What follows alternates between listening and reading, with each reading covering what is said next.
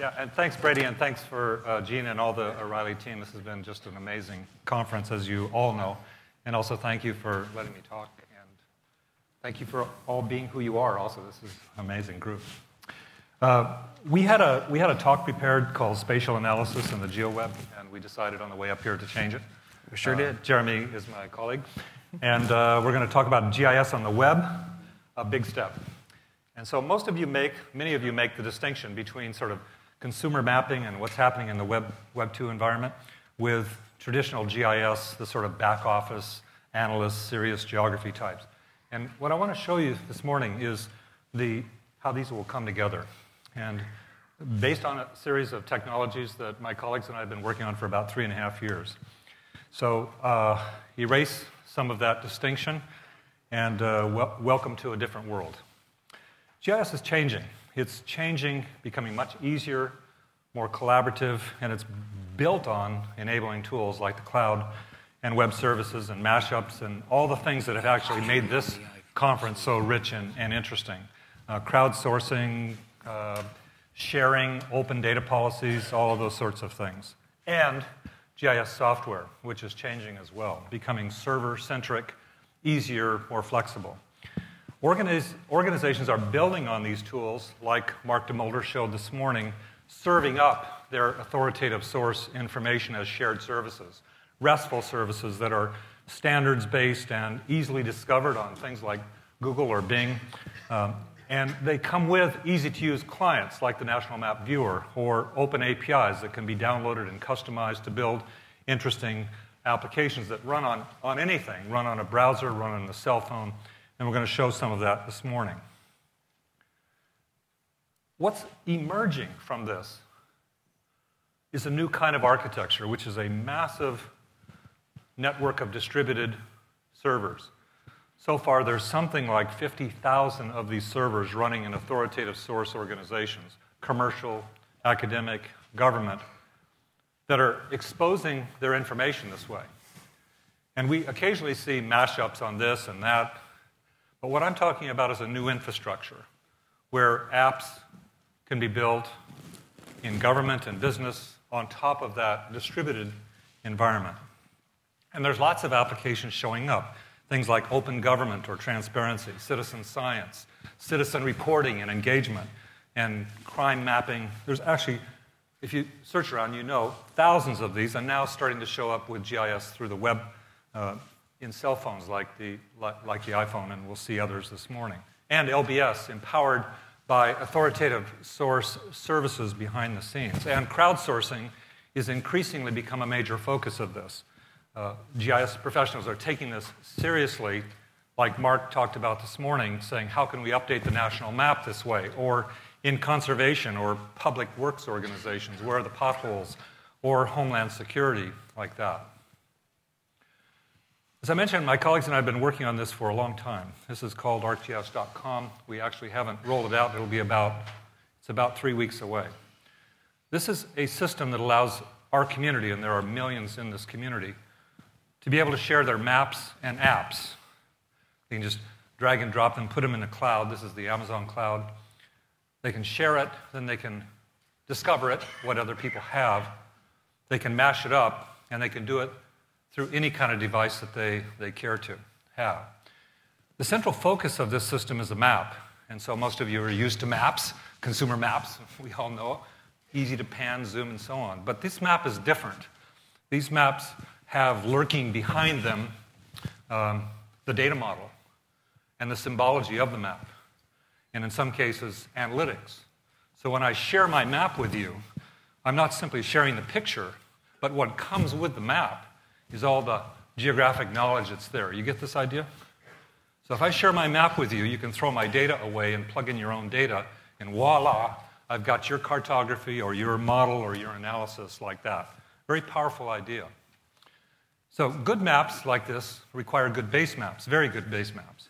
So we've been building at the same time as the technology and the website a whole host of base maps. Some of them community-based, like the topographic base map we're working with USGS and cities all around the world to build. Other ones, authoritative source, street maps, imagery from multiple sources, including Digital Globe and GeoEye services, Bing Maps, the OpenStreetMap, which is an amazing activity, and then thousands of thematic maps coming from authoritative sources. I'll just drill into this one map because the topographic base map is 17 different scales, and people like City of Washington, D.C. took their GIS data, downloaded a template, poured their data through it, and uploaded the tiles. And so did New York, and so did Philadelphia, and so did Portland, and so did San Francisco, and so did Hong Kong, and so did and USGS and EPA collaborated with us to build that scale, and other ones for the entire globe. And Spain and Portugal and others are doing it. This is a free and open base map. So what is this system? It's some maps that are authoritative, coming from authoritative source, that are open, that you as developers or entrepreneurs can look at and use, that are transactionally maintained, not just a picture in the sky. There's apps that I can download for my iPhone or my browser. I can share them. Some are free, some are fee. And then there's this sharing environment. And rather than talk about it, I just want Jeremy to actually show it. All right. Thanks, Jack. So I'm going to give you a little tour of ArcGIS. ArcGIS is now an online system that spans maps and applications and people, most importantly, geographic information.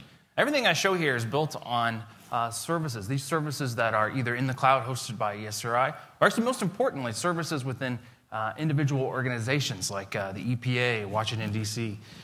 They're publishing out their geographic information, and this lets you build maps with that. So let's just take a look and drill in through this site. This is the web view into that online system. And as Jack said, it all starts with the map. So we can look at a series of these maps. Here's a New York City map. It's got beautiful cartography. You can zoom into multiple levels.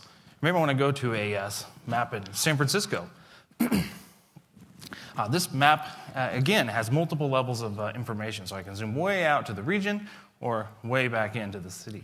Now, if I zoom in even closer, if I move over to Golden Gate Park, for instance, just like Jack said, the city of San Francisco has pushed their geographic information into these tiles.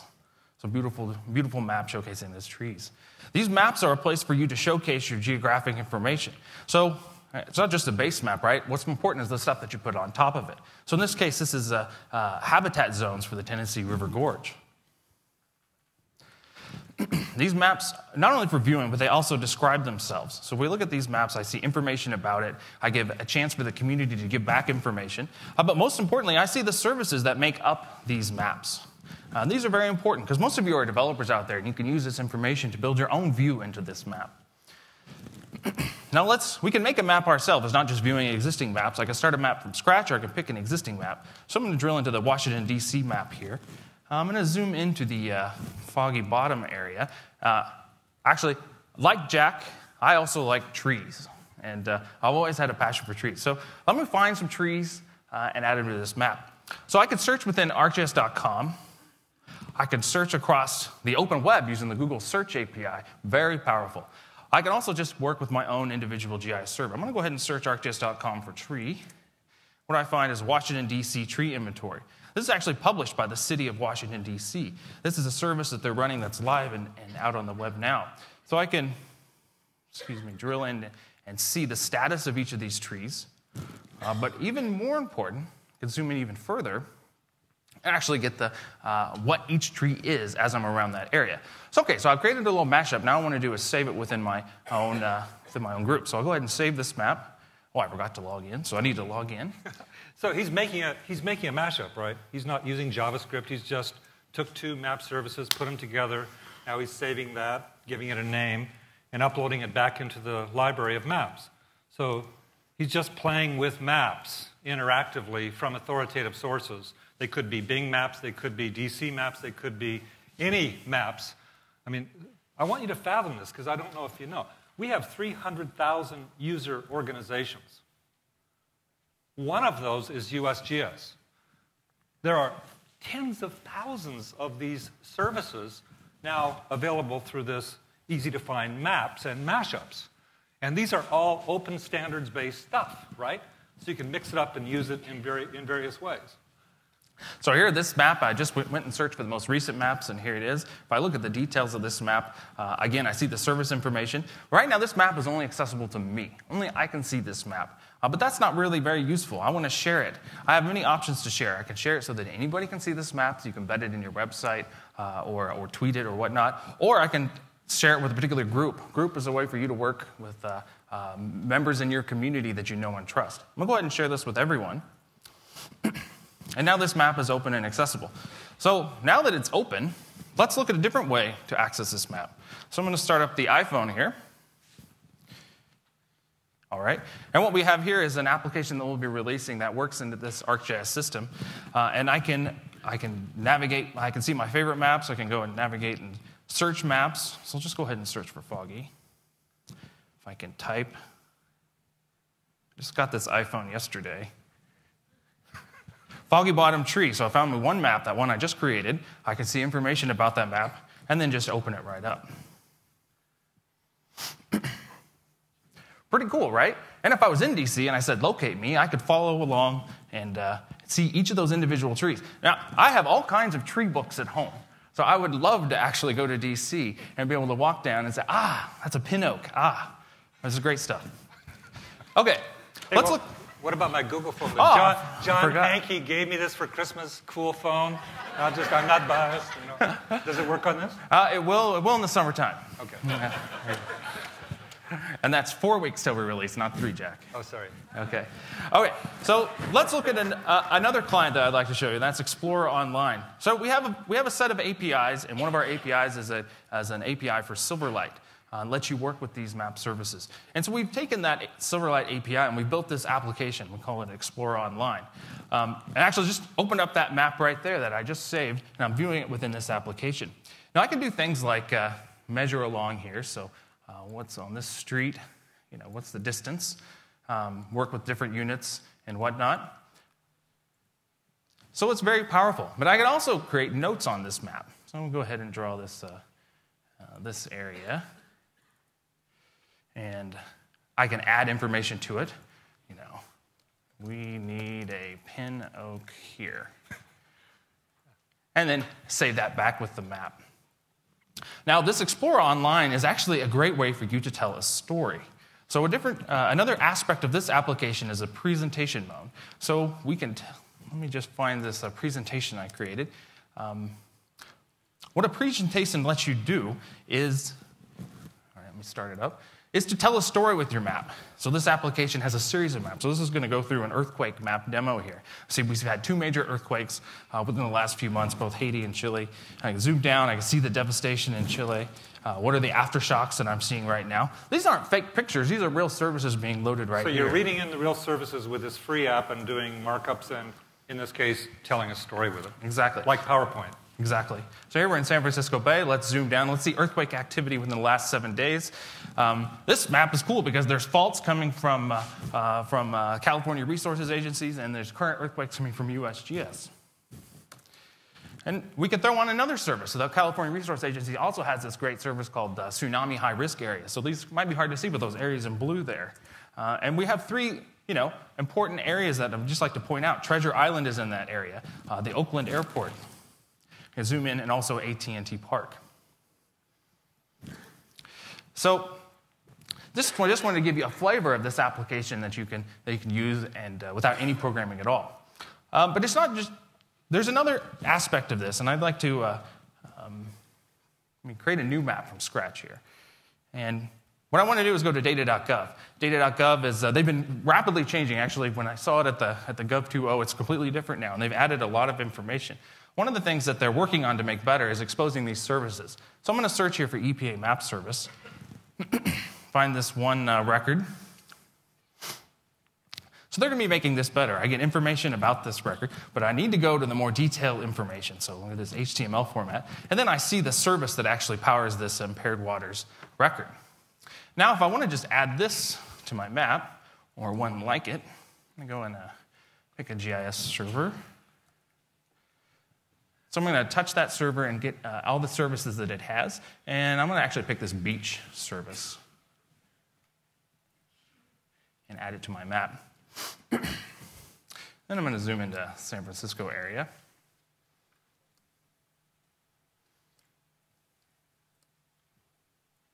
All right. And maybe switch the imagery to aerial imagery. So these are all areas that the EPA has warnings for the beach zone. You got to watch out for this area because of runoff and whatnot. So this will get better. This experience will get better in data.gov. We just wanted to show you how you can actually work with that very soon. The point is the whole map front end accesses the whole open government movement. So I can grab services, integrate them, use them, build applications on top of it. And there's these free apps like the app.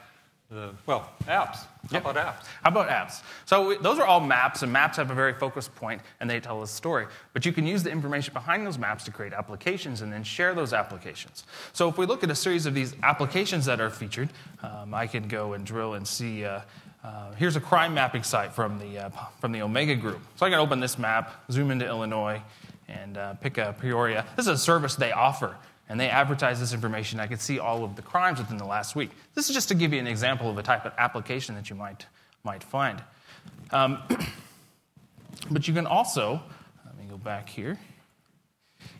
Applications tell other stories. So I could do things like, what is the drought? Do some advanced geospatial analysis for drought timing based on when I plant seeds. Or look at an application like that shows me animation within earthquakes within Chile. This application is very cool because it's showing the Chilean earthquakes in both space and time. So we're animating through the big earthquake in Chile. We're going hour by hour, and we're seeing the size of the magnitudes of the aftershocks and then the frequency, ones that happen within the hour and ones that happen after that. Some of these services are temporal in nature, and these free clients that you can download allow you to play around with it. And there's free APIs that you can build cool applications on top of. Actually, what we're talking about here is not simply some apps. We're talking about actually a GIS in the sky. I mean, all the concepts of geographic analysis that we've been playing with for decades, suddenly moving out on the web with distributed services, maps and apps and analytics. So it gets down to the original title of our slide, Spatial Analysis in the Sky. Mm-hmm. And I can pull those in as a developer, build on top of them, use them, integrate them, and load and go. So John Gage, 20 years ago when he introduced me to the web, we talked about, man, GIS is going to move for all of society. Mm-hmm. This is it, John. This is it. Well, one more down-to-earth thing. So when sharing these... Right. You can choose to share these applications and share just the URL with a reference to the app, or you can choose to share the code with the application so you can share the code with the greater community. Now, we've looked at many applications, and we've looked at things that we've featured or that we plan on featuring, but we can also search for things. Now, I'm going to go ahead and search for something called Naperville. What do we have? Oops, I got a few bugs there. Search for what do we have around Naperville, Illinois? Well, actually, here I see two applications. I see an iPhone application, and I see a citizen request, a web application. I'm going to go to the iPhone now, unlock, and pick a different app here. Okay, this is a example of a service request application for Naperville, Illinois. Of course, if I were in Naperville, I'd say use my current location, but right now for this, I'm not going to do that. Now I can go ahead and add a request to this map. Say I see something that's important. I could do a locate my address by typing it in, or I could just touch on the map. So I'll say there's something right here. Now it's going to figure out where I touch Centennial Park. Go ahead and enter the information. So here at Centennial Park, I need to add a photo. I could take a picture. Or I'm just going to pick one of these existing photo images. How about this guy? That's my favorite one. And there's a problem in this area. What are the problems? I can see things like pothole, fire hydrant, graffiti removal. I'm going to go ahead and this is obviously a pothole. And to supply a description so I don't stumble through typing this out, I'll just save everybody and press save. And then give my contact information. And type in this in.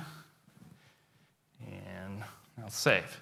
Now I've got all the information required. I'll go ahead and submit it.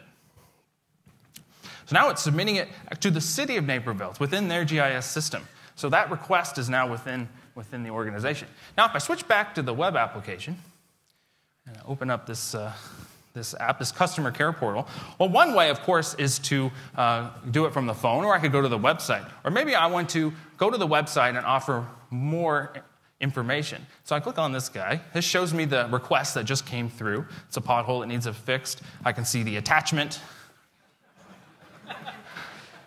I can comment on it. There's no comments on it, so I'm going to go ahead and comment on this.